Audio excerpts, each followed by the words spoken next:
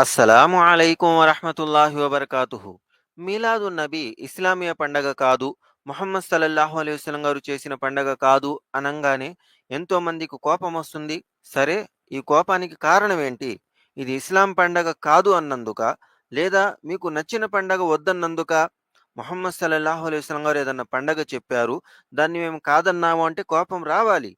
కానీ ప్రవక్త గారే చెప్పని పండగ, ప్రవక్త గారి శిష్యులు, సహాబాలు, సహచరులు ఎవరూ చేయని పండగ మా దగ్గర ఉంది అంటే మేమెందుకు నమ్మాలి? ముహమ్మద్ సల్లల్లాహు అలైహి వసల్లం గారు ఏ ఖురాన్ అయితే సహాబాలకు వివరించారో, ఆ ఖురాన్ గ్రంథంలో ఏ మాటలైతే, ఏ బోధనలైతే సహాబాలకు నేర్పించారో, ఆ బోధనల్లో ఎక్కడ కనిపించని మీలాదున్ నబి మా ఊర్లో, మా ఇంట్లో ఉంది అంటే ఇది ఖచ్చితంగా బిదాత్ కార్యము. ముహమ్మద్ సల్లల్లాహు అలైహి వసల్లం గారన్నారు, "మన్ అహదస ఫీ అమ్రినా హాదా మా లైస ఫీహి ఫహువ రద్దున్." మా మాటలు, బోధనలు, పద్ధతుల్లో లేని పనులు ఎవరేం చేసినా కూడా రద్దు చేసేయటం జరుగుతుంది. ముహమ్మద్ సల్లల్లాహు అలైహి వసల్లం గారన్నారు.